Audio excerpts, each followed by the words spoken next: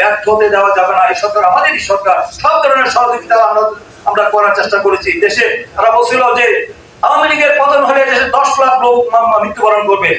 বলছে আমাদের হাতে একজন আওয়ামী লীগের নেতা নিয়োগ হয়েছে বলতে পারবে? বিএনপি প্রতিহিংসা রাজনীতি করেন সেটা প্রমাণ করেছে। তাদের প্রমাণের নির্দেশ দিয়েছেন, সেই নির্দেশ অত্যন্ত প্রহরীর মতো আমরা কিন্তু পাহারা দিয়েছি। যারা কোন অবস্থাতেই দেশে বিশৃঙ্খলা সৃষ্টি, এত বড় একটা আন্দোলনের হয়েছে, এত হত্যা নির্যাতন করেছে, তার মধ্যে কিন্তু ওনার নির্দেশ আমরা এগুলা করেছি। আজকে আমরা দেখেছি যে এই অন্তর্বর্তীকালীন সরকার আজকে 10 মাস পেরিয়ে 11 মাস চলছে, কিন্তু তাদের অধীনে মানুষের আকাঙ্ক্ষা ছিল, যে কারণে আজকে আন্দোলন হয়েছে, জীবন জীবন যা হয়েছে, আমাদের মা শিশু সবাই যে জীবন দিয়েছে। আজকে দেখতে পাচ্ছি যে নির্বাচন আজকে সুদূর পড়া হতো। আজকে সেই নির্বাচনের তারিখ যখন নিয়ে কথা হচ্ছিল, দেশে একটি অস্থিতিশীল পরিস্থিতি তৈরি করার জন্য পতিত সৈন্যরা দোষরা তারা আবার সক্রিয় হয়ে তারা ভারতে বসে থেকে ষড়যন্ত্র করছে।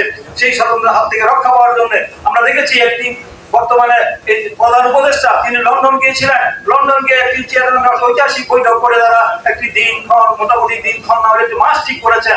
আগামী আমরা বলেছিলাম ডিসেম্বরে, ওনারা বলেছিলেন জুনে, তার মাঝামাঝি একটা অবস্থা ঠিক হয়েছে। গোটা বাংলাদেশের মানুষের অভিনন্দন জানিয়েছে, সমস্ত শ্রেণী পেশার মানুষ অভিনন্দন জানিয়েছে, এবং উপদেষ্টা পরিষদে তারা সন্তুষ্ট প্রকাশ করেছে, পুরো পৃথিবী সন্তুষ্ট প্রকাশ করেছে।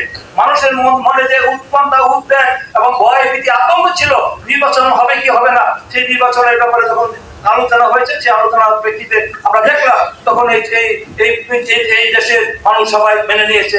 আমরা অবাক বিষয় লক্ষ্য করেছি, দুটি দল, কিছু ইসলামী দল আর একটি এনসিপি আর হলো বাংলাদেশ জামায়াতে ইসলামী, তারা বলছে যে তাদের সাথে একটা আলোচনা করে তারা সেই দিন তারিখ ঠিক করলেন না। তারা এত বড় দল, তারা আগামী দিনে রাষ্ট্র ক্ষমতায় যাবেন, তাদের সাথে আলোচনা না করে তারেক রহমানের শুধু একটি দলের সাথে কথা বলছেন, তারা সেই মানেন না।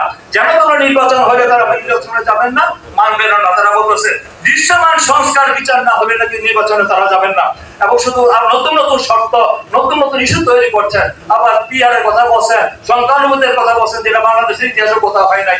এবার সেখানে আমরা দেখতে পাচ্ছি শুধু তাই নয়, নির্বাচন যদি দৃশ্যমান না হয় সংস্কার এবং বিচার, তাহলে তারা নির্বাচনে যাবেন না বলে তারা বলছেন। কে গেল কি না গেল আসে যায়? বাংলাদেশের সংখ্যাগরিষ্ঠ জনগণ, সংখ্যাগরিষ্ঠ দল যদি নির্বাচনে যায়, কি এনসিপি কি 100 দলের মধ্যে একজন, আর যারা জামাতে যারা 71-এর স্বাধীনতা বিরোধিতা করার কারণে তাদের কাছে এখনো ক্ষমা চায় নাই, এখনো তারা ক্ষমা চায় নাই।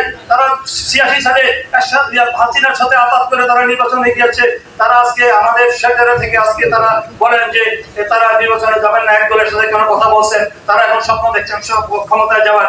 এই যে তাদের অবস্থা, এই অবস্থার প্রেক্ষিতে জনগণ, আমি মনে করি নির্বাচনের জন্য যেখানে মানুষ উদ্গ্রীব, তারা বসে আছে ভোট দেওয়ার জন্য, সেখানে তারা এই ধরনের পরিস্থিতি ক্রিয়েট করে একটা অস্থিতিশীল পরিস্থিতি তৈরি করার চেষ্টা করছে। এর বাইরে আমাদেরকে আজকে ঐক্যবদ্ধ হতে হবে। বাংলাদেশে আগামী 2026-এর ফেব্রুয়ারি মাসে নির্বাচন অনুষ্ঠিত হবে।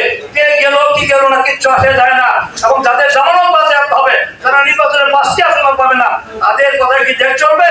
বিএনপি এই পাশে এই দেশের সংখ্যাগরিষ্ঠ জনগণের প্রতিনিধিত্ব করে। সেই বিএনপি আমরা মনে করি যে জনগণ যাকে ভোট, আমরা বলি নাই যে আমাদের ভোট দিতে হবে, জনগণ যাকে ভোট দিতে তারাই নির্বাচন করবে। আবার আমি শেষ করে আমি আগামী দিনে সেই বিষয়গুলি মাথায় রেখে শহীদের যে